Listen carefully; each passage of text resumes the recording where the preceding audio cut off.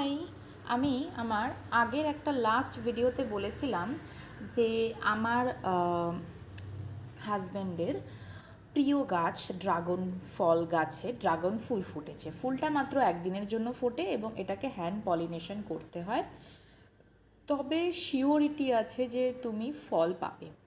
তবে হ্যাঁ, অনেক সময় ফলটা হওয়ার সময় কি হয়, মাঝখান দিয়ে তো হ্যান্ড পলিনেশন জিনিসটা কী করে করতে হয় তাদের জন্য আমি ভিডিওটা আজকে করছি, ঠিক আছে?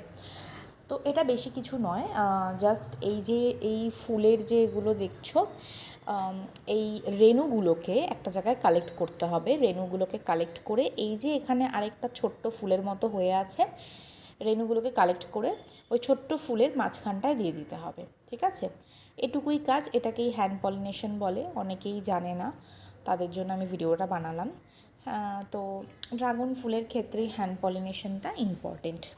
তো এত সুন্দর ফুল, এটাকে অনেকে নাইট কুইন বা ব্রহ্মকমল বলে, বাট ট্রুলি স্পিকিং এটা নাইট কুইনও নয়, এটা ব্রহ্মকমলও নয়। নাইট কুইন একটা হয় যেটা কিনা শুধু ফুল গাছ, শুধু ফুল দেয়, ঠিক আছে? সেটাকে নাইট কুইন বলে।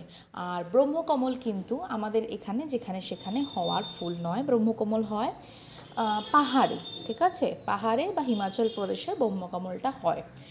তো ওটা যে কোনো জায়গাতে হওয়ার মতো ফুল নয়, ওটাও খুব সুন্দর দেখতে।